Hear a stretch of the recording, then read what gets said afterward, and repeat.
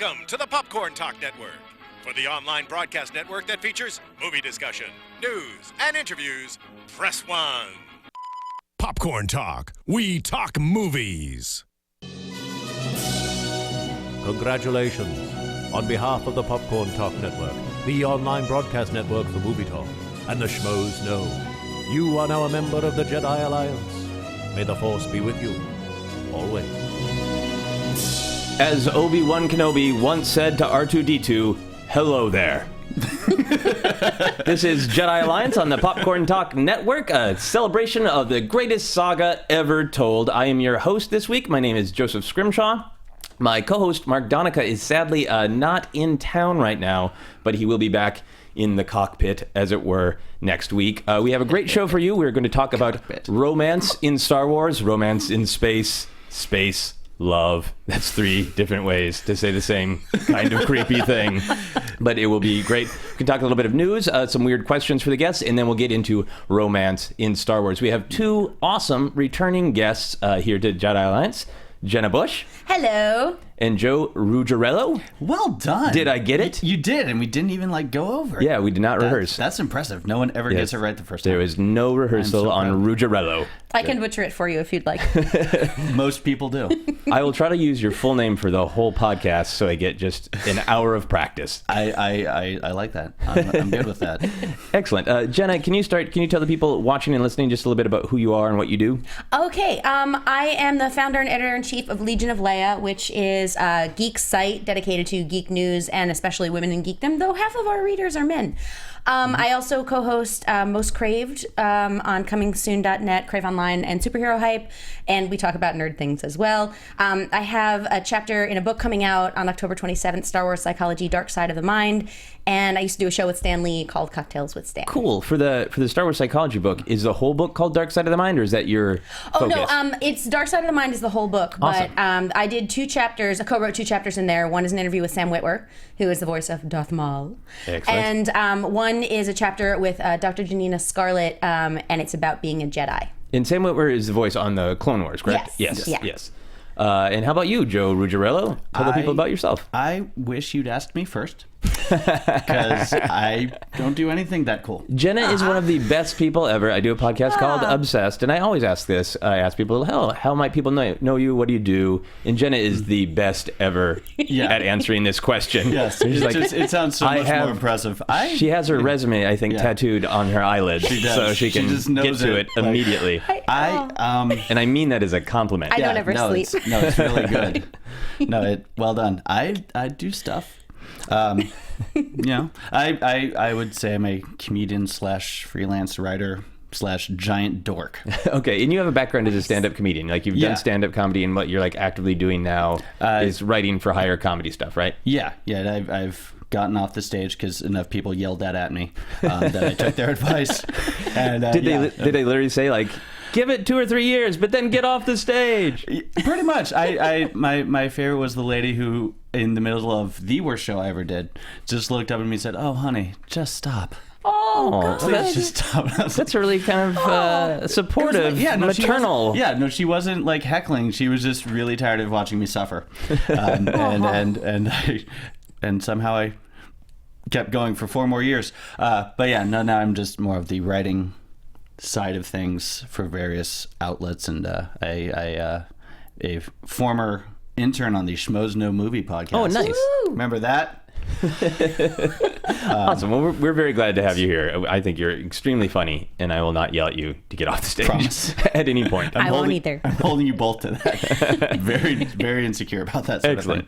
Excellent. So you guys are both returning guests, so you've answered the classic 5 questions. Yes. So I've come up with some sort of slightly more odd new questions to get deeper into your Star Wars love. Sweet. So let's get deep into your love. Whoa. First question. I know what I said. I said it on purpose. I feel dirty already. Oh my God. The first question for you. We'll start with you, Jenna. What piece of Star Wars technology would you want to have in real life? You would think that I would say lightsaber, but I feel like the practical usage for lightsabers in this world probably not high. I would like a TIE fighter. I understand. Okay. I understand that other people would like an X-Wing fighter. It's not that I'm on the dark side of the Force. It's just that they look like they're like smart cars crossed with bow ties. And Yeah, I was there's gonna say- something appealing about that. They're easier to park, right? Like an X-Wing is cool, but it's like driving like a Buick from 1978. Like you're gonna have a Exactly. hard time finding parking. If you live in Los Angeles, you understand this. So, Yeah. I don't know, I've just always been fascinated by TIE fighters, even when I was a little kid. I love them. I wanted the toy. No one bought it for me. Jerks. I'm fine. But yes, that's what I want. Okay, you would want a TIE fighter. And how about you, Joe Ruggirello? I know, I slipped up a little bit. Joe Ruggirello. You almost stuck the landing on that one. Oddly enough, I was gonna say like X-wing, but you may have just convinced me to TIE fighter because I forget where I live. Plus, they make that awesome noise. And like you know what I would really like to have? I would like to have my own Death Star. Oh. Just to be in orbit above me at all times. So just any, if there's an altercation with a fellow driver or someone else, I can just be like, see that? So It's mine. You would want a Death Star that... No, you're not going to blow up the entire planet if somebody cuts you off on the 101. No, just the threat, I might. so that they learn their Okay, place. but would you want it. your Death Star to have like a laser precise giant laser so it could just hit people who upset you in traffic? Oh yeah, I'm not trying to take the whole planet with me. I'm getting some really good laser shooter people. Laser shooter people. Laser shooter people. Those are their official titles. If you watch the credits, don't actually research that. I'm not trying to destroy the entire planet. Well, good. Yet. Good. Well, I think I'm learning a lot about you guys already. You want a sleek, elegant, easy-to-park vehicle, and you want the physically largest, most violent object in the Star Wars universe. Yeah. We're nice people. Come at me, Yay. bro. Oh, well, that's Come good. at me. A good come at me, bro, is a good segue to the next question because it's about the dark side. I'd spray paint that on the outside of my Death Star. Just Yes. come at me, bro. That's really Darth Maul's subtext all the time. Is come at me, bro. I'm going to watch the movies again with a whole new... right. Wow. At me, bro. So, Jenna, if you turn to the dark side, what would your Darth name be? See, I could try to come up with something super clever, but I've done a lot of podcasts and I've talked about Star Wars a lot, which is pretty much my everyday. And after a podcast, apparently I'm not very threatening, and someone called me Darth Giggles. Yep. Yep. So, as much as I try, the first thing that popped into my head was when someone said that to me, and I like that. and it made me giggle. So, So you're gonna run with Darth Giggles. yeah. Yeah, it really challenges people to be frightened of you because you say Darth Giggles, people aren't gonna take you seriously, and then you're gonna take out your however many bladed lightsaber and I'm just not that. Yeah, see, it's a smokescreen. Yeah. Because I'm really terrifying. Can you tell? absolutely. Joe Ruggirello, if we're on the dark side, what would your Darth name be? I also try to think of something really intimidating, and but I kind of tried to think of what my Darth persona would be, and all I could come up with was Darth Fancy Pants, just because I feel like I'd be really well dressed as a. I don't know if you know the Batman villain, the Flamingo. No, I don't. Well, he's kind of like a I forget that, like a flamenco dancer, and he's got like this awesome purple suit and bright pink hair. Honestly, I just like the pink hair. Any hair of any color, I don't care. But he's also this like total badass, like assassin will kill you. And I think Darth Fancy Pants could be in that same vein. Okay. I feel like we could start a superhero team. Yeah. Right? Darth Giggles and Darth Fancy Pants. Oh my god! Which would be Dude, the that's master and which would be the apprentice between Fancy Pants and Giggles? I think Giggles is the boss. Yeah. You don't mess with someone named Darth Giggles. No, It's you like, don't. You got a boss, whatever you need. Sure. Nice. I could have an ominous giggle. Good. Absolutely. Do you want to? Oh yeah. Do that again. there it Yeah, is. do that again. Excellent. that's There's some terrifying. ringtones for people. Yeah. Oh God. I was really hoping that you would get something that was easy to pronounce, like Fancy Pants. Yeah, After Fancy a year, a whole life of Ruggirello. Oh yeah. No, that's why I went with Joe. Like I don't even want to do Joseph anymore because that's too many syllables. We're going is. with Joe. Nice and simple, just straight, streamlined. Joseph Go can with be that. very challenging for people. Yep. All right. So Jenna, what Star Wars animal makes the best noises? Salacious Crumb. So you're calling him an animal? Yes. Well, see, that was so weird. So we were thinking about these questions, and it's like, well, who's really an animal? I mean, is Yeah, I everyone... think there's the general. I think taxonomy is that people say creature versus alien. So like an Right. alien species, like more humanoid, we usually call aliens, and then creature is like rancor. I decided Yeah. to make it a little bit more ambiguous with animal and see where you guys went. So I just- Salacious Crumb. Wow. Yeah. Okay, Darth Giggles, I get it. practiced Yeah. that. See, there it is. Yeah, that's very good. It's very I've frightening. got a theme. You do, and So it's upsetting. It's getting a little scarier, Isn't it? It's just Yeah. it's And You want to be on the other side of the table, don't you? no. he's going to stick with his master. Yep. Darth Fancy Pants, what animal do you think makes the best noise? And really, why? Why? Wookiees. Wookiees, man. okay. I mean, Are they animals, though?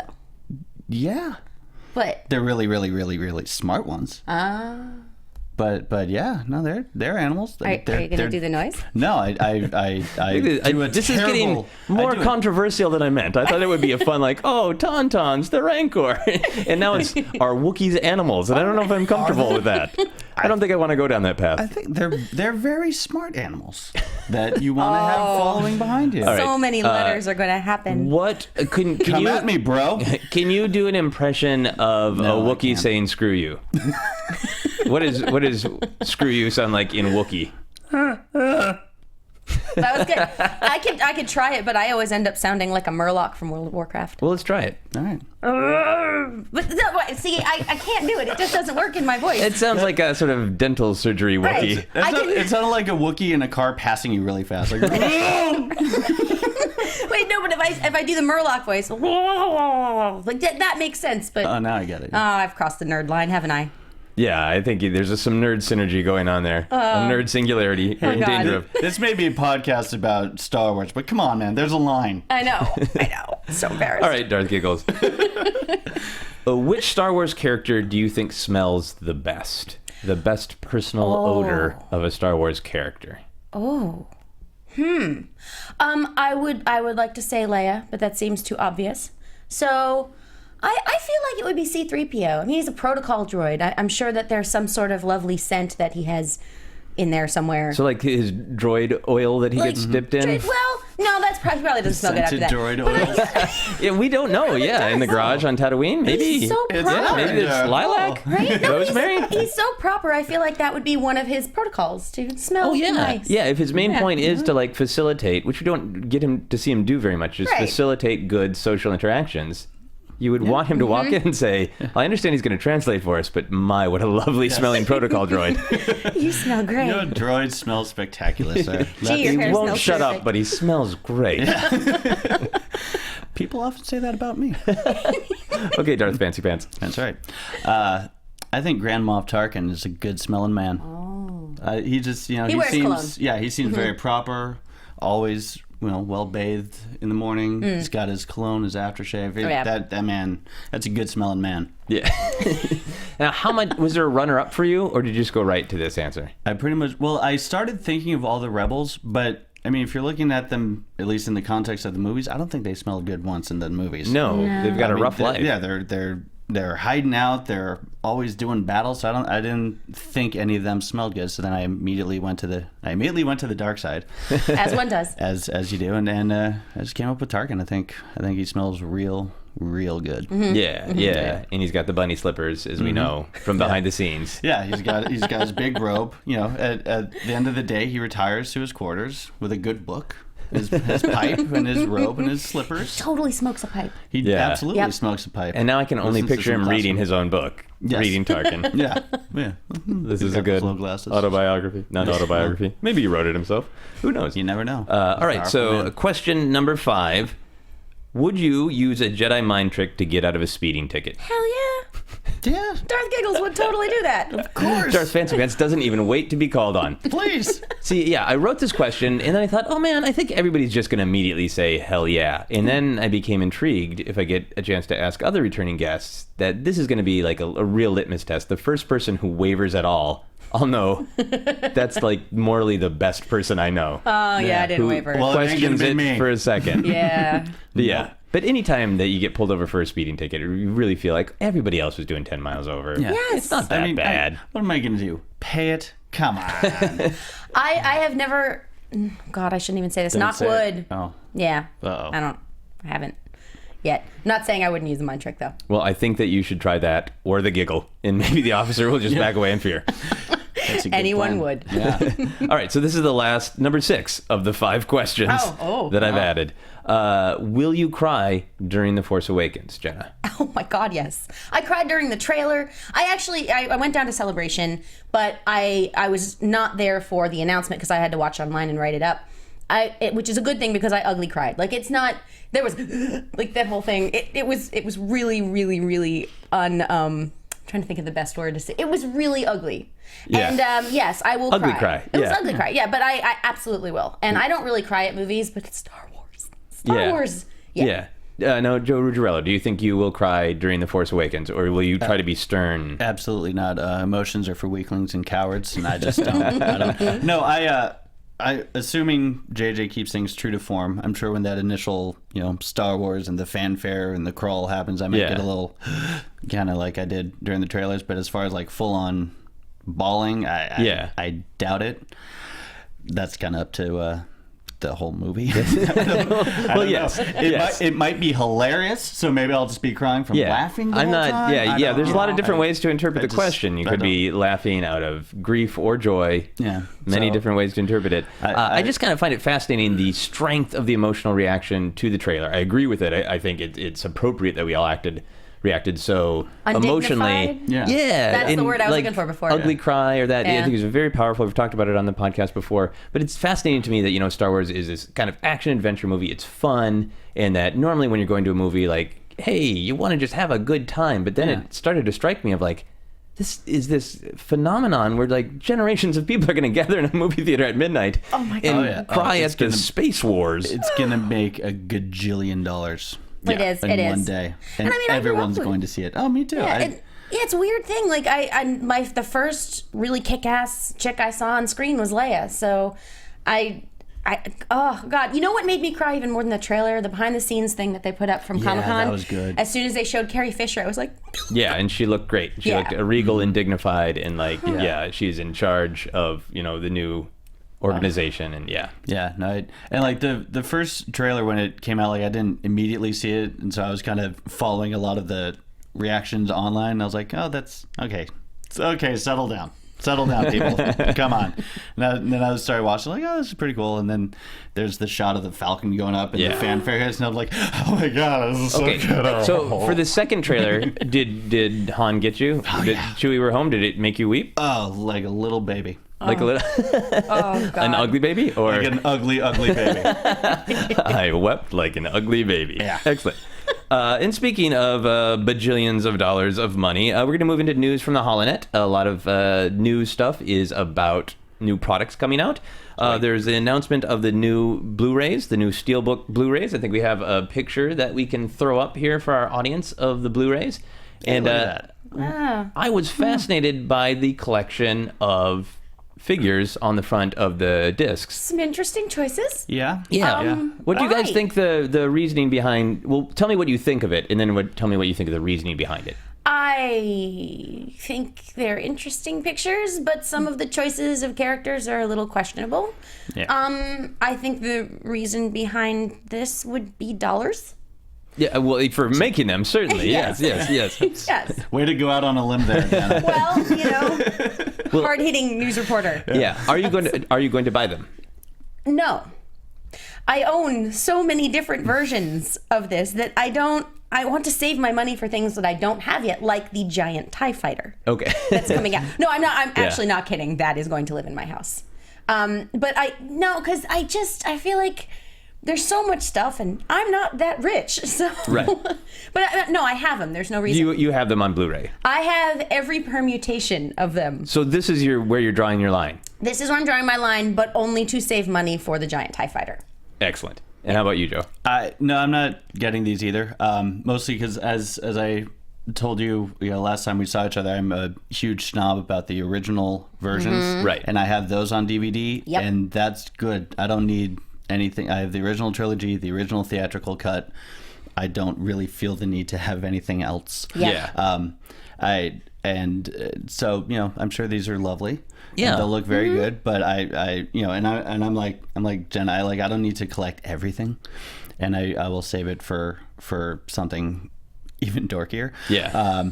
But no, I was saying before we started, like 4 of those I can get. Grievous and the Stormtrooper, I feel like they could have done better.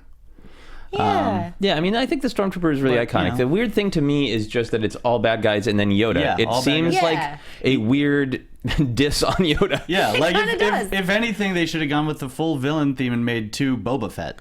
Yeah. Or Dooku. Or Yeah. not him. why Django not? would have been great for Attack of the Clones. Yeah. They're just, one of the Fets. I Yeah. get my Fets confused. But No. I kind of like it when weird Star Wars is a little bit wobbly. I kind of like it when it's Yeah. really good, but there's a little something wonky going on because I Yeah. feel like the Yeah. majority of Star Wars, I love it to death, but I Right. feel like that's part of its charm is that 90% of this is great, and there's always something that's 10%. What? Yeah. And I feel like Yoda's my 10%, so I might actually buy these because I kind of like this incredibly cruel attack on Yoda Just in angry packaging face. form. Just so you can spread them out on the floor and go, Yoda. Yoda. That's silly. I seriously would walk by them and just be like, Yoda. Why? Oh, Why did they Yoda. do that? So weird. Cool. So next news item, Toys R Us put out a press release about Force Friday. Yes. So Force Friday is going to be the big reveal and first release of all of the new Force Awakens Star Wars toys. And they're going to be at big events everywhere at midnight. So are you guys excited about the new toys? Are you going to line up at a store if that's available here in Los Angeles? It's possible that I will do that. I love toys. I love them. I want to have all of them. I don't care about spoilers, but I think partially that's because it's sort of an occupational hazard with what I do. Like there's no way I can avoid them. So that's like people are like, oh, I won't watch the trailers. I'm like, yeah, I can't really help but watch the trailers. Right. So I will do that. I actually have Hasbro sent to a bunch of reporters this calendar that is a countdown to Force Friday. And so every day, at first I was like, no, I won't line up at midnight. But every day I'm seeing a new toy that I remember from when I was a kid, most of which I never got. And I'm still angry. And so I'm like, oh, but that thing, oh, and that thing, oh God, I got to get all of them now. Yeah. So do you have a desire to collect them all to repair your damaged childhood? Because I think Well, that is a big part of it. It's possible. No, I mean, I couldn't afford to buy all the toys that they have. I actually would like to see how many. I'm excited to see the female toys. Yeah. I'm excited to see that. I think that's really cool, and maybe a new TIE fighter. And maybe a new giant TIE fighter. Yeah. How about you, Joe? Would you line up? Are you going to buy a lot? No, I'm such a huge toy dork, but I don't have the budget for it. So Right. and it's not just Star Wars stuff, like comic book. Like I would have 38 different Batman figures at home if I could. Right. You should. I should. And someday I'm sure I will. But I'm just kind of holding off until it really, like, I can actually justify it. Yeah. And I can't. So- Oh yeah. No, I mean I can't afford to get all the toys. No, I But just sort of want like personality-wise, could you walk into Toys R Us and buy like the two that are like the iconic ones? Like it'll make you feel good looking at those two figures, or will you need to Zero collect them all? shame. Absolutely. No. Yeah. I mean, I would probably have a hard time. Like, I'd probably do it online, so I wouldn't see all the other ones there in front of me and be like, no, I should get these 9 other ones also. So I probably won't do You're any. maybe the first person I've ever talked to who says that they can have more purchasing restraint on the internet. Oh. When I'm sober. Okay. Oh yeah, no. We had a whole discussion before the show about drunk Amazon purchases. Yeah, no, if I'm hammered, I'm buying them all of them. Oh yeah, no, they're all gonna live. Well, I also live in a house with another very, very nerdy person, and my boyfriend used to design Star Wars toys for Gentle Giant. So on our first date, I got one of the ones that he designed, and so when I moved in with him, it already looked like a nerd threw up in there, and now In a good way. In a good well, In a yeah. good I way. mean, I think it's awesome, but. What's going to happen when the toys come out? Like, I'll justify some of them, he'll justify some of them, and we already have 5 lightsabers in our house. Yeah. There are only 2 of us. The cats don't have thumbs. it's going to be bad. But you It's can gonna be bad. Photoshop them into the cats. Yes. Oh, and have. Now, Joe, are you worried about spoilers in the action figures? A little bit. I mean, I'm worried about spoilers, period, in general, and basically between now and when the movie comes out, I'm going to try to be as much like la la la la as I will tell you can. nothing. Thank you. Just because I don't want to know all that much. I'm fine with a couple more trailers, but like I really don't want to know. So yeah, if the spoilers are all of a sudden people are going, well, hey, so this must mean that I'm don't. Yeah, the bargain Tell that I me, have I made don't with care. myself is that I cannot resist the toys, so I will want to go buy some right away because that's such a huge part of what my fandom was growing up. Right. And when I spent all of my student loan money on Star Wars action figures. A wise choice. Yes. A wise choice, an investment in myself. But I'm not going to read the back because when Phantom Menace came out, I hungrily read the back, and there were no spoilers. It was just, hey, we're going to meet this character on this planet, and I started to connect the dots. And one of the Phantom Menace experiences I had is like, oh, I did figure out the large beats of the story. Yeah. And I just want to be more surprised. I don't think that they're going to do spoilers, and I think they're going to be very, in the traditional sense, I think they're going to be very careful. But I think there might be a little bit of like, oh, I didn't realize this character would be on this planet, or this character would be in a situation with this character. Yeah. Yeah, and although I have to say, like, I actually just wrote a story about this, about how I think they've really done a good job with the marketing for the film so far, because I'm willing to sit and pour through. There was just a TV spot released on the Korean YouTube channel. That had another 2 seconds of footage, and I was like, I will watch it again and again just to see that shot, and I'll freeze it, and that's great, and I feel comfortable doing that because they haven't, as much as we've seen, we don't know anything, and I think that's really good, because I think part of this is the anticipation leading up to December, and how cool it is, and how much fun it is to say, oh my God, I wonder if this happens, and I wonder if this happens. Yeah. And I think they've handled it very well. So hopefully there won't be spoilers this time. Yeah. Because I think they maybe learned their lesson. Yeah. I've said before, like, I already know as much as I want to about the movie. Like, and you will know more. There's just no way. I'd rather it just come out tomorrow so I could see it and just not have anything else. And I'm sure I'll pick up a few more hints here and there, but I'm avoiding as much as I can. Cool. So there's also the very quick J.J. Abrams MTV interview, which I think if you haven't seen it, go check it out. It's very funny. It was somebody who knew that he wasn't going to give any information, so asked him some yes and no sort of trolling questions, really. And I love seeing the headlines, because it sounded like he had said like really big things, and it was clearly just these weird things had been trolled out of him, like saying the holiday special is canon. I think we have a lovely picture of a part of Carrie Fisher singing in the holiday special. Absolutely. Do you guys think the holiday special should be canon? Oh God. Are you going to live up to your Darth names? Yes. Absolutely. Yes. Why not? Oh God. It's glorious. It is. Pained yes from Darth Giggles. Look at her joy of song. I mean, she's just so happy. She's full of. Yes, but she was on a lot of stuff when she was doing that. So much stuff. You would have to be. You would. No, I mean, she's perfectly justified in that, because I watched it. And, I'm not saying it's good. I'm just saying, I would want it to continue kind to of exist. thrilled if there was some incredibly small detail in Force That would be Awakens pretty that hints towards just like a Absolutely. background character that we only saw in the cantina in the holiday special, or that kind of thing. Or somebody has Boba Fett's weird little vibra pokey thing that he has in the cartoon. Some little nod to. Yeah. And because JJ, like what he did so well with the first Star Trek is stuff like that. Like I saw the red shirt joke. I was the only one in the theater who got that first one, which was really embarrassing. Like, the guy walks in and I'm like, no, what? None of you? No, nobody? No, he's a red shirt. He's gonna die in like 3 seconds. Nobody else. But if anyone could work something in like that, it would be him. Yeah, that'd be awesome. Yeah. And then just to kind of wrap up the news here quickly, there's the 2 seconds from the Korean TV commercial that got released today. It's literally 2 seconds. Yes. So cool to see headlines all over the internet, and they go, oh, there's literally 2 seconds. It's a very cool 2 seconds. Doesn't give anything away, but just does show you a little bit more of the sort of the magnitude and the power of the new bad guys. Oh, it looks so cool. And then there was also the leaked footage or shots on set of Rogue One, which again, there's nothing really there. Right. It's just some stormtroopers hanging out. But I admit, just a couple of shots of stormtroopers hanging out somewhere got me really excited for Rogue One, and really excited to see classic stormtroopers.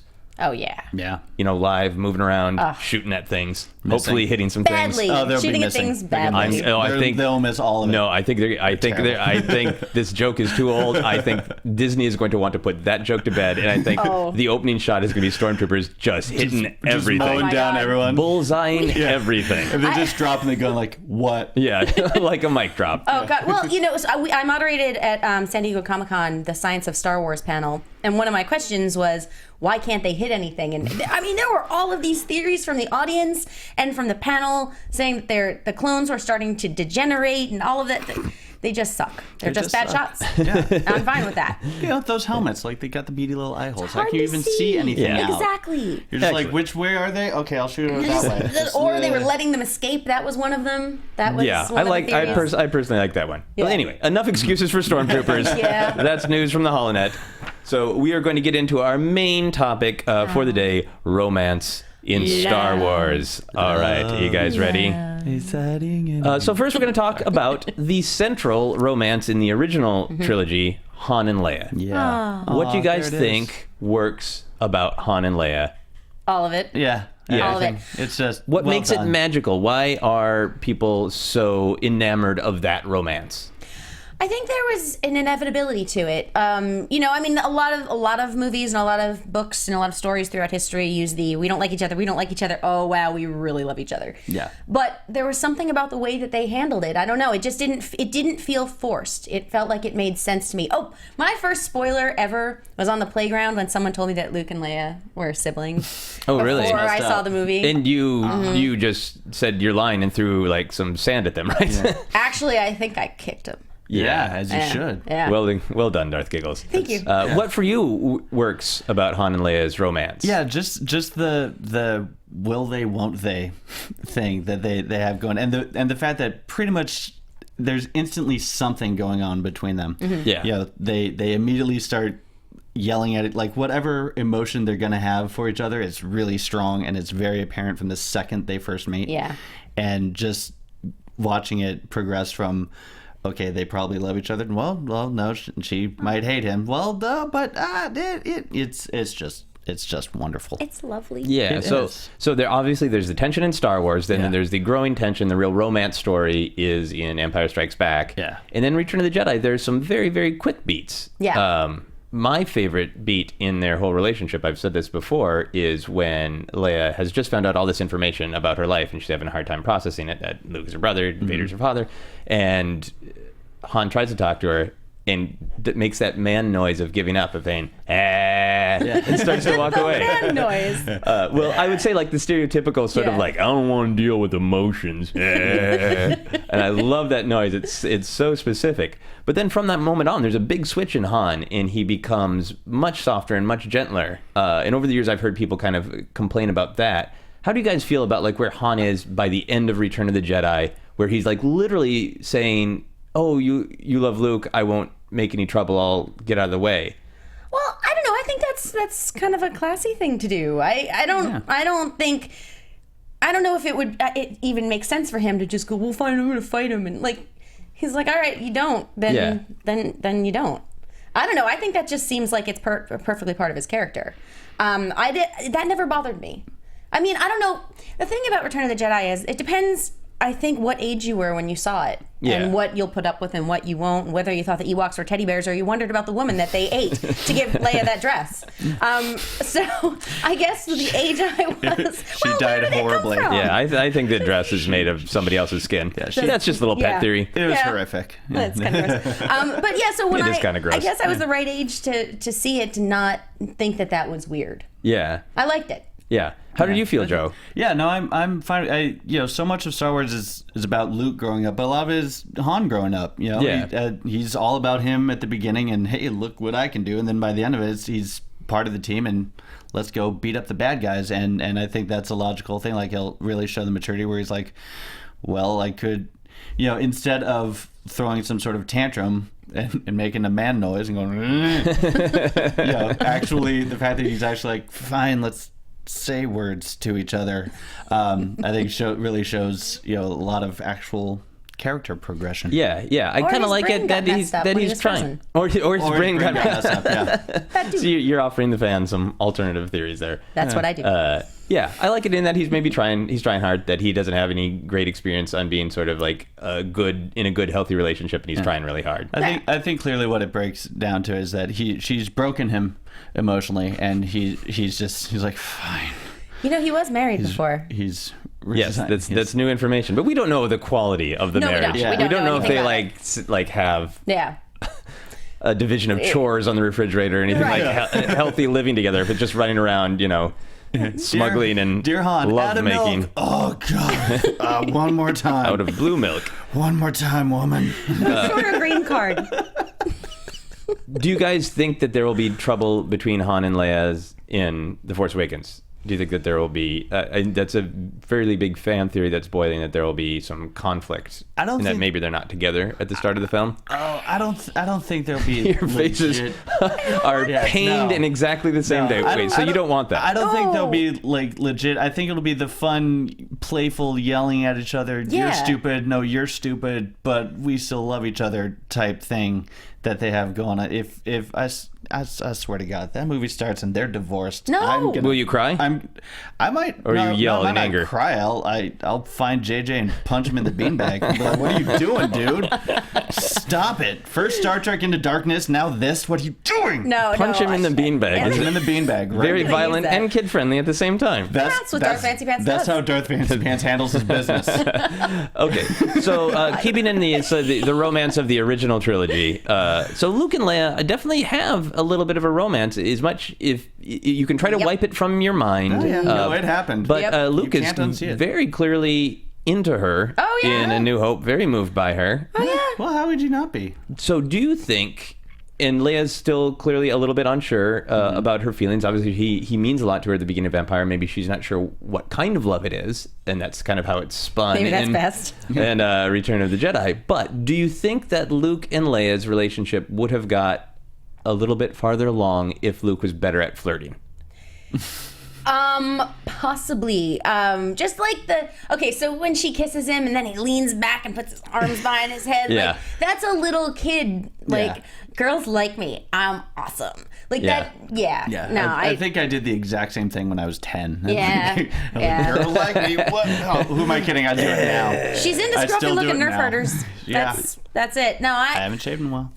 think he's just he's just Late. too young, and I don't mean Yeah. age-wise. I mean just Yeah, one of the moments in A New Hope that I've come to appreciate more and more as I get older that I didn't quite understand is a very young kid. I love that moment in the Falcon when they're making the getaway when Han's like, I don't know, do you think a guy like me? And Luke's like, no. No. Both in Star Wars and Empire, it is really like a guy who just doesn't really know how to flirt yet is kind of taken with her. So that's what made me think, like, if he was more on point. yeah. Like well, it's kind of like, his force senses are developing. It's almost like a weird Jedi puberty where he's all these new Jedi puberty. all these new feelings, and he's got this strange hot chick walking around. So he's Now like, we have to change the name of the podcast. Oh wow. Jedi puberty. No. On Popcorn. So I think Luke through the whole thing and for various reasons just kind of conflicted all these things going on. Whereas Hans is like, yeah, what's up, girl? Yeah, I mean, you doing? Han's been around the block. He knows what's going on. You want to pet Yeah. my Wookiee? Yeah, Cool. you do. I'm gonna use that too. Yes. Yes. No more Star Wars pickup lines. Oh god. I'm just getting started. Okay, so we're going to move into Anakin and Padme. Right. I think it's very, very different because Han and Leia's romance is sort of the B-plot of the Right, original trilogy, right. Yeah. whereas in a lot of ways, the romance is the A-plot Yeah. of the prequel trilogy. Yeah. You really couldn't have picked a better picture than that. I picked this one This is a very because... disturbing picture. we have, for those listening, we have a picture of Anakin and Padme in the arena on Geonosis. Padme is giving Anakin a peck on the cheek, and Anakin looks very, very into it. He's really enjoying that peck Yes. on the cheek. Yep. Their relationship is, I think, very intense. I think it's meant to be much more intense than Han and Leia's relationship Yeah. was, where it was a sort of flirtation building to we fall in love in this time of crisis, and their relationship is very intense throughout. And I also like this because it's in a public space. So maybe if the Jedi had been paying attention, they would have realized that maybe something's going on. There's a lot of not paying attention by the Jedi. Yeah, they really miss a lot of They clear are signals. not really good chaperones, No, are they? well, here's the okay. So I rewatched these for the book. So I don't know if you're a Jedi and you have these mind powers. Maybe you don't take the adolescent kid who has lost his mom and say, hey, you know that hot chick that you're really, really into? Why don't you go to this planet and it'll just be the two of you, and you can wear all kinds of awesome outfits and you can impress her with your force powers. Don't have sex though. Yeah, you can. Yeah. I think you can. No hanky panky. Just be alone with this incredibly beautiful woman. Yeah. Yeah, all my the parents time. had better sense than that. Right. Yeah, and I don't remember if Obi-Wan actually is like okay, or if I've inserted that in my head where he's like, really, guys, that's all right, you're in charge. Sure. I That's the plan? like that You sure because about that? you can interpret it two ways. You can interpret it either as the Jedi being just totally oblivious, right? Yeah. and just thinking their way is the right way, so nothing's ever going to happen. Or you can think of it as them maybe seeing something and it's a test. Yeah, that's a mean test. Everybody feels it. Yes. I mean, they didn't even tell him that he had to keep his door open when she was there. I mean, come on. They're missing the whole point. Yeah, but it's a classic storytelling thing that two people fall in love because they're forced into a situation where it's just them. Like there's a snowstorm outside and they get locked in a cabin, or it's raining outside and they just have to take shelter in this little stable. And I mean, it's a classic thing. They use it all the time. So apparently the Jedi don't read. Yeah. No. Yeah. So outside of the general Jar Jar hate in the prequels, I think this romance in the way it's portrayed, the way it's scripted and acted, is probably one of the most controversial things in Star Wars fandom. There are a lot of people who grew up with the prequels, are very attached to this romance, think it's done really well. There are a lot of people who are really, really full of bile. I think that there are parts of it that work. I think there are parts of it that work on the page but are a little rough in the acting. I want to challenge you guys to each say something positive about the Anakin and Padme romance. They have a very pretty wedding picture. They do have a really pretty wedding picture, but seriously though, even if you just isolate that moment, if you don't like the rest of it and you isolate those kinds of moments, do they have power for you? Even in that little moment where if you say, I really didn't like the way this developed, but this shot is powerful, the way they touch hands is powerful, the secrecy of it. It's a rough one for me. And again, I think that this is another place where it matters how old you were when you saw it, where you were in your life when you saw it. And I think the two of them maybe had some issues with chemistry. So it's hard if you think about it from what you see. If you think about what was written, she's obviously the driving force behind everything that happens to him. I mean, he turns to the dark side. I mean, one could argue there are other reasons, but one of the reasons is to protect her. Yeah, I think it is really central that he has this true deep love and attachment that is forbidden. Yeah. That Palpatine plays on. Forbidden attachment. That I don't know. That always That's another new title for the show. Forbidden attachment. I think we'll get I think we'll try out Jedi puberty before we move to forbidden attachment. We could make it just sounds like sexy email time. Forbidden attachment. So Joe Ruggirello, say one positive thing. I will say the part at the end before the big fight with Obi-Wan. Mm-hmm. If the dialogue had been slightly better, it's a very powerful scene and image of her, desperate to, oh my God, please stop this, like realizing that this is it before he's just gone. Yeah. Like he's probably already, because he just killed a whole bunch of kids. Yeah. But please let me try one last time. And it's again, if there were certain improvements made, it could have been really, really moving, because it's where he truly, I know the fight is physically where it happens, but that's really where Vader he gets to the point of where even Padme can't bring him back from the edge. That's when you're like, nope. Yeah, and we actually see the theory of the dark side of attachment. Not only that he's not willing to let things go, but like he is at that point really kind of wanting to possess her in this very creepy way, where she's the one he's doing this for, doing all of this for her, but he's so blinded by rage that maybe Obi-Wan is turning her against him, and she's that I think that's all really powerful. And I've really come to like the line. I didn't like it when I first saw it. The line about going down a path that I can't follow. Yeah. Right. Because at first I was like, oh, well, that's a little bit maybe even too melodramatic, even for something that's supposed to be melodramatic. But it's one of those lines that just kind of pops into my head in life when like I feel myself diverging from friends. Yeah. Or like, you're about to do something that I just can't follow you. And when I first started having it in my head, it's like, where's that from? Like, it's that line. Yeah. It's powerful. That's a powerful feeling of you're everything to me, but I can't do that with you. It's the Meatloaf song. Yeah. Oh God! A little. Only. You've taken words from me, Joe Ruggirello. I can only make disgusting Star Wars alien noises. The other thing, I mean, I honestly do, get your point in a non-jokey fashion. Yeah. Like, no, it is. It's like as much as I care for you, and I, came all this way, and about to pop with our kids. Yeah. Please, for the love of God, stop it. Because otherwise I just can't. And still, no.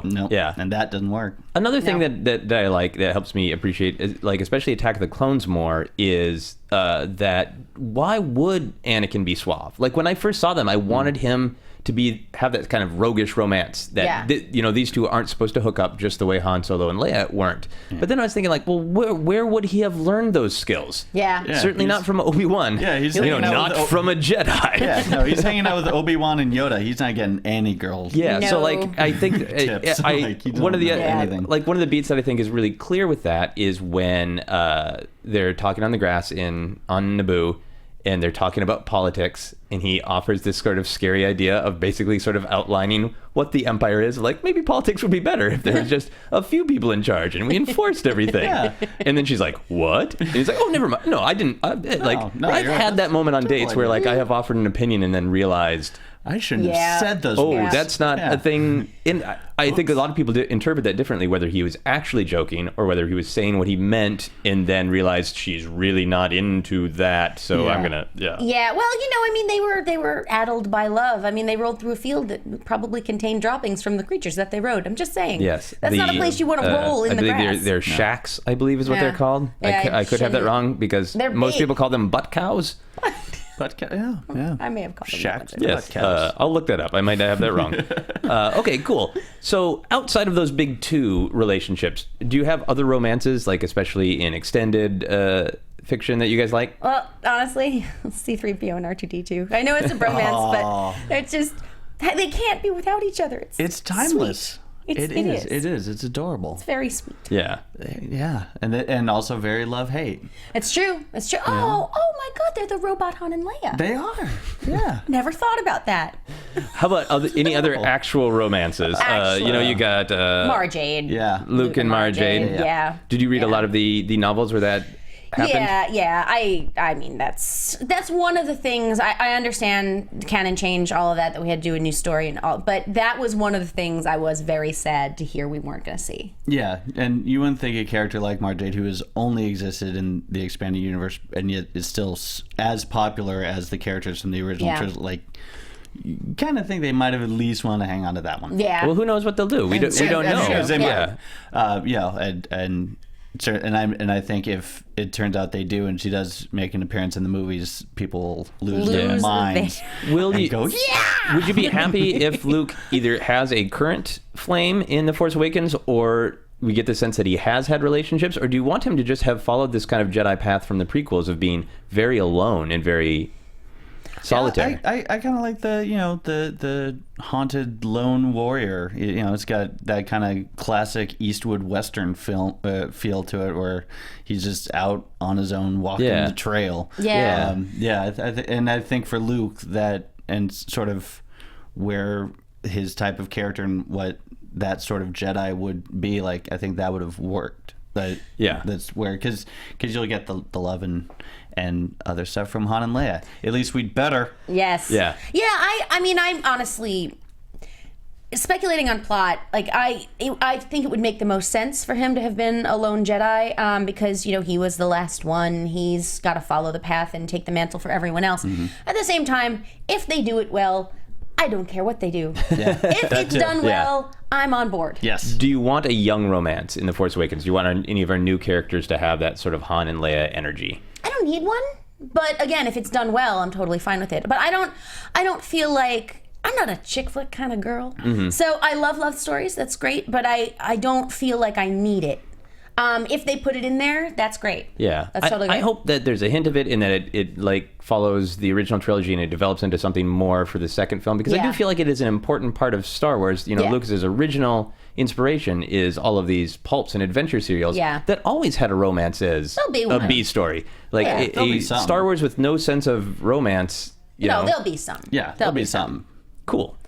Any other favorite romances? Are you guys Clone Wars watchers? Did you enjoy Obi-Wan and Duchess Satine? I did, actually. I did.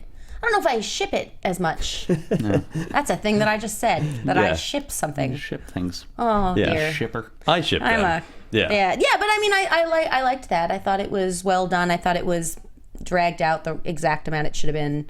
So, yeah, I like that. Yeah.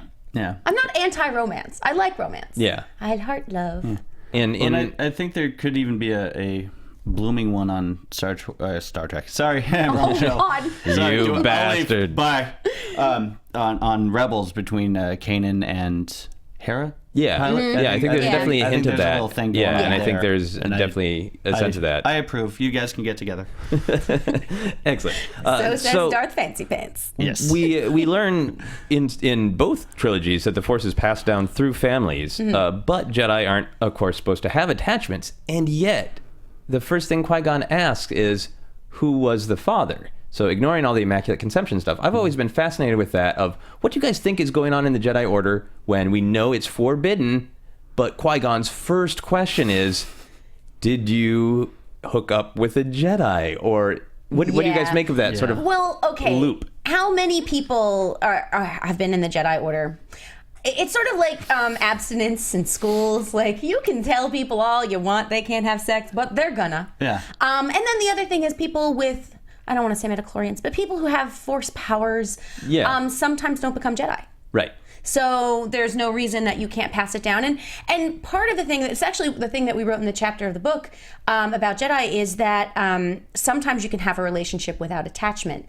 So, I'm not saying like you just, hook up and then leave. Hit it and quit it. But exactly. But I would not sound right saying that. Darth Giggles can't say that. I jumped on that grenade for you. Thank you. No problem, boss. Thank you. But I feel like you can have a relationship where you're not so grasping. I mean, part of the thing with Padme and Anakin is that it's not a relationship where they're just both existing. Like there's a tarot card picture. I'm going to get so many letters about this. Where there are two people walking together, holding hands. They're not looking at each other because they don't have to. It's not that like grasping kind of love. So there have been in Jedi history relationships where it has worked out, where it isn't. Like both of you understand that like your job comes first, that kind of thing. So there are the Jedi who are in for a while and they decide, hey, it's not for me. I don't want to be a Jedi. They're out there. Yeah. There are force sensitive people who have never been identified for some reason.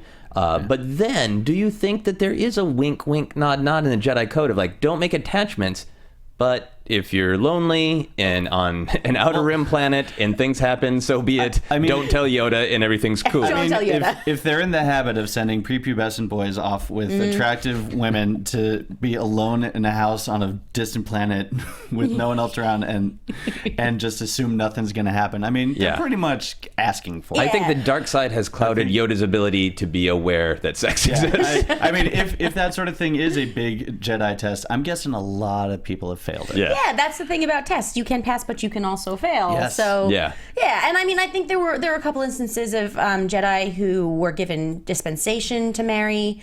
It can happen. Like Leia didn't become a Jedi. Well, we don't know. Well, no, that's true. Or That's did true. she? Yeah. But up to the point where we know. Yeah, I think that'll be a fascinating thing in The Force Awakens if we get if it's just left alone, or if we get a backstory that like, I dabbled in it and it wasn't for me. I'm sticking to what I know. I'm sticking to politics and running the government. Yeah, exactly. Because if she doesn't end up becoming a Jedi, they do say, oh, there's another. Yeah. So she's could. clearly Force sensitive. We see that in multiple ways. Yeah. Right. So, but she doesn't have the sex restrictions. Cool. And just quick answer on this, because we've talked about it a lot on the podcast, but I feel remiss in honor of Ken Knapsack. Do you guys think that Qui-Gon and Padme hooked up? Jenna? I don't think so. No. Yeah. Qui-Gon would not be one of the ones to stray. He's got his orders and he's fine with it. I will respectfully but very strongly disagree. Oh God. Yes. No, that's cool. I'm gonna clip together a little montage of Qui-Gon and Padme and send it to you guys. Okay. Is a forbidden attachment over email. And you watch the look between those actors' eyes. You want to talk about chemistry. So chemistry's a poppin'. Now we know why Anakin's so possessive by the end, because he already knows she's been dipping into Qui-Gon. No, he doesn't know it all. He doesn't know it all. We've spent a lot of time on this in the last couple of weeks on the podcast, so we'll move on from this one. It's well covered, but I feel very, very strongly about this. So, how do you guys think romance works in the dark side? Do you think a Sith can be in love? Yes. Nope.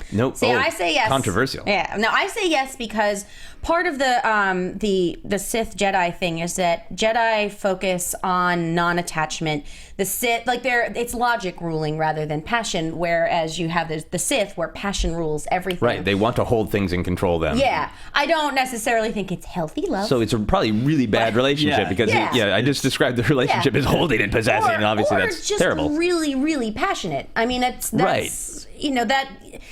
Like the first year of a relationship where you're like, I must be with that person all the time, and and that doesn't always go away. And I think that sometimes your focus, and it's difficult when your profession is Jedi, but I think sometimes your focus is that person, and you've all met couples where they've got kids, but you can tell like their focus is just on each other. Yeah, that's maybe a little more intense than that, but I absolutely think that they could. Yeah.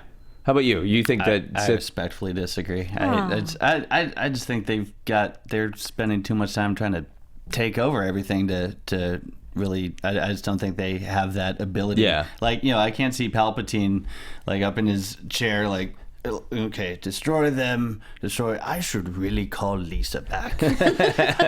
Well, yeah. You said Lisa with one syllable, and he would add several syllables. Lisa.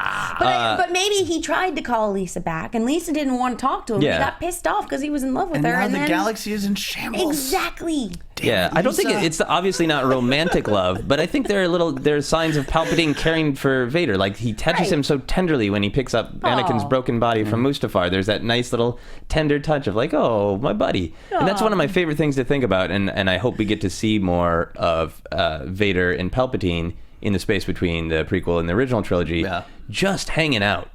Like where Rose, what did beer. I think that bro. Vader does a lot of listening and nodding as Palpatine just rants and rants. Yes, my lord. Just breathing.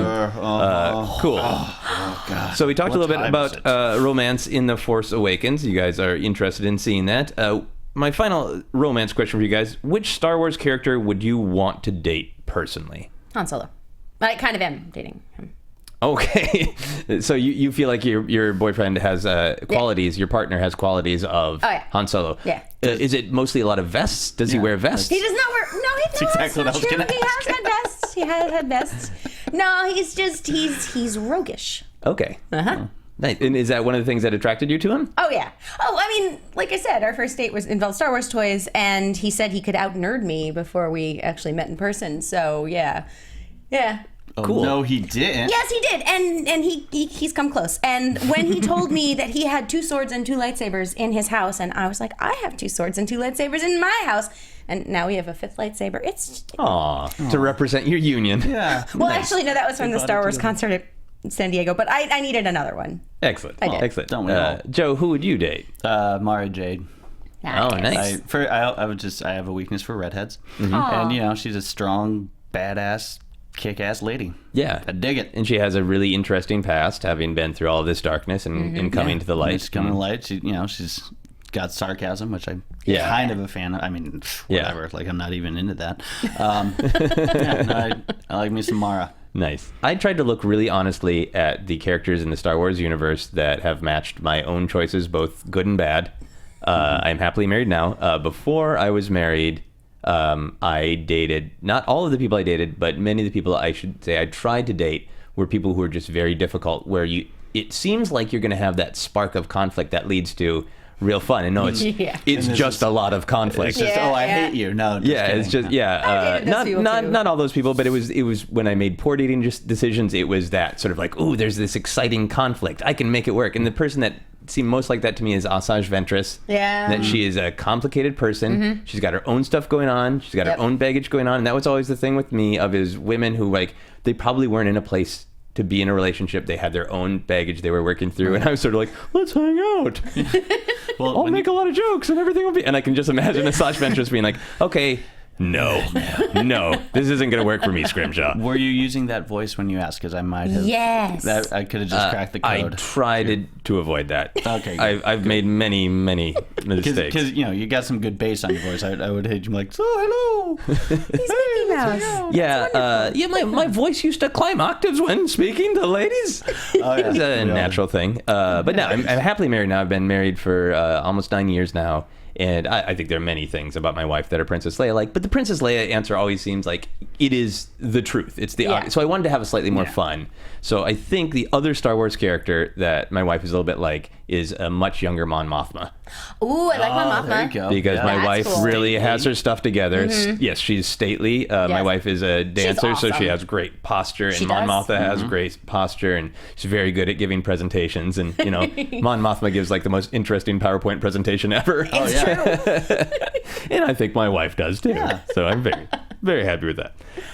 Okay, so we are running low on time, so we are going to go into Duel of the Fates. So we're going to review from last week. Can we get our Duel of the Fates music?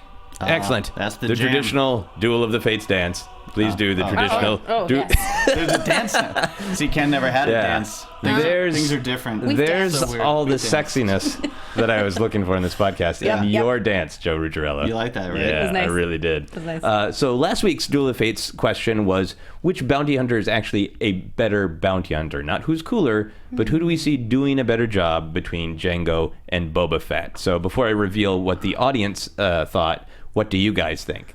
Ooh. Who is demonstrably a better? Joe is wearing a Boba Yeah. Fett t-shirt. So, Yeah. but again, is it just because he's cooler, or does he actually do a better job being a bounty hunter on screen? I mean, he catches the dude he's going after. That's Yes. true. And delivers him to the person who paid him to capture him. That's true. That is collecting.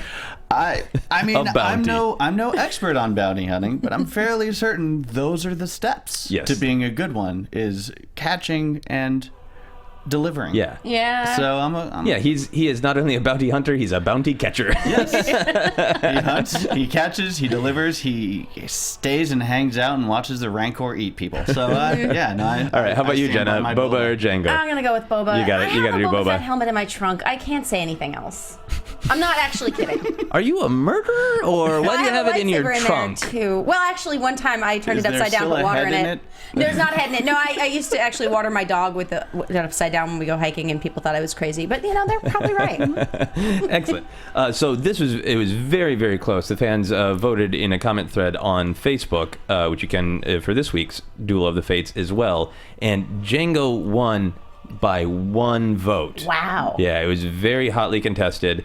3 different fans pointed out that Boba is a clone, so a vote for Boba is a vote for Jango. That is a That's very a good point. Yep. I That's a thought that very was good point. very, Didn't think of it very like clever. that. Yeah. And then Okay. a lot of it came down to what you guys were talking about. The actual catching of the bounty came up a lot in that Jango, while we see him being successful in many ways, he does not succeed in his job of assassinating Padme. Send somebody else to do it, and they screw up. But then there's a lot of comparing and contrasting of the death scenes. In that Jango is taken out by one of the badass Jedi ever. Yeah. And Boba Fett, of course, has... Not as good. Yeah. Is bumped by a blind guy. Yeah. Ooh. But I think I have faith that with all of this material coming out for The Force Awakens, that will be amended. Yeah, I have a funny feeling Boba's going to be I think so. redeemed I think at some Boba will be point. back. He will sell many toys. And I also wanted to give a I'll buy 'em special all. shout out to Michael Oppenheimer, who just posted a picture of Boba Fett finding Waldo from Where's Waldo? You've seen the picture where they have That's good. Carmen Sandiego and Yeah. Waldo together at the table. Yeah. I found you. Yeah. So I took that as a vote for Boba, and in fact gave it some extra points. Yeah. So the Duel of the Fates for this week that I'd like you guys to weigh in on, and then the audience at home on Facebook, I'll post this later. If Anakin and Padme did not have to hide their relationship, would Anakin still have turned to the dark side? I think eventually he may have, but I don't think it would have happened as fast. I mean, because they left his mom on a planet. Nobody in the Jedi Council had enough money to go get her, and or at least let him know that she was happily married and all Yeah. that stuff. I don't know. I think he had a lot of stuff against him already. But it's possible that he wouldn't have. I think she was really the driving force. So I'm kind of split with that one. Yeah. So you think that the Jedi not helping his mom would have driven him to the dark side? It could have been one of the things. You're chosen, but we can't help you. But now we will. But I don't know. I think their wishy-washy waffliness was kind of an issue too. I just think he had enough of a temper and enough issues without that. But I don't think it would have happened anywhere near as soon. And she might have been able to stop him if she didn't have to hide everything. Okay. How about you, Joe Ruggirello? Yeah, I think it would. Palpatine wasn't going to let him get away. Like he was going to keep talking in his ear until he got him. I think perhaps it would have been slower, but yeah, no, he was the second the Emperor got his claws into him, it was just a matter of time. Yeah, because he's the Emperor. So do you think the Emperor would have messed with the relationship in other ways if Jedi didn't have a rule against it and they were just out and... Yeah, he would have figured something out. He would have brought up the thing with Qui-Gon, like, I'm just saying. Did you notice how they look at each other? Oh, wow. So, yeah, I would have loved to see that scene in the Opera House where Palpatine's like... So I think Palpatine would have found a way to... I mean, that's why he's the Emperor, because... he finds a way. Okay, Yeah. interesting. I think that is a big part of his fall, of that being forced. He kind of deals with a lot of the things that the Jedi tell him not to do that are upsetting, like his mom's death. But I think it is really that sort of that inability to just live his life the way that he wants to, in that, he would have had much more support from Obi-Wan if this wasn't a sort of contentious, secretive thing.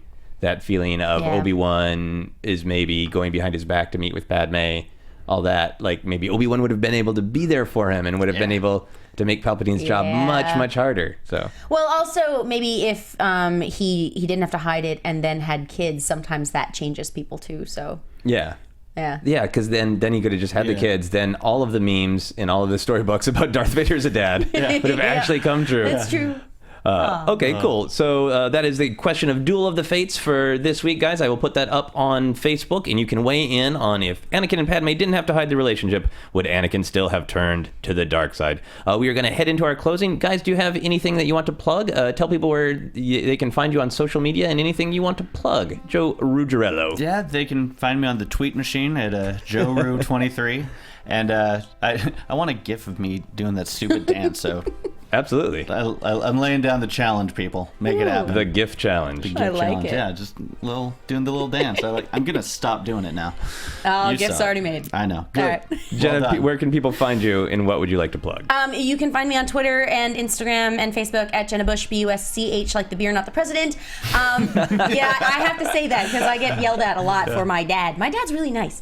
But you can also find me on Most Craved every week. Legion of Leia is at Legion of Leia everywhere. I'd love it if you give us a like. And we just started our Legion of Leia podcast. Oh, awesome. Yeah. That's great. You can find me at Joseph Scrimshaw on all the social medias, Twitter, Instagram, Facebook, Tumblr. And I've got a show coming up. If you live here in Los Angeles, I do a show every month called Comedy Dreamtime. It's at the Nerdist School stage. It is this Saturday at 9 p.m. And one of my guests will be one of our favorite guests here at Jedi Alliance. Mike Black will be doing some stand-up comedy. So please come join us for that. There'll be information on my website at josephscrimshaw.com. Thank you guys so much for watching. You can follow us on Facebook and Twitter at Jedi Alliance. You can watch the show on YouTube by subscribing to youtube.com/Popcorn Talk Network. You can see all the awesome Popcorn Talk shows there. You can also catch the Jedi Alliance on iTunes, and please rate and review. You can also visit popcorntalknetwork.com to find a nice list of all of the past episodes of Jedi Alliance. If you want to hear lots of conversations about Qui-Gon and Shmi getting it on, you can find those right there, and there are handy links to both the iTunes and YouTube version of those conversations. This has been Jedi Alliance on the Popcorn Talk Network. We talk movies. Thank you for listening, because many Bothans died to bring us this information. From producers Maria Menounos, Kevin Undergaro, Phil Spitek, and the entire Popcorn Talk Network, we would like to thank you for tuning in. For questions or comments, be sure to visit popcorntalk.com. I'm Sir Richard Wentworth, and this has been a presentation of the Popcorn Talk Network. The views expressed herein are those of the hosts only and do not necessarily reflect the views of the Popcorn Talk Network or its owners or principals.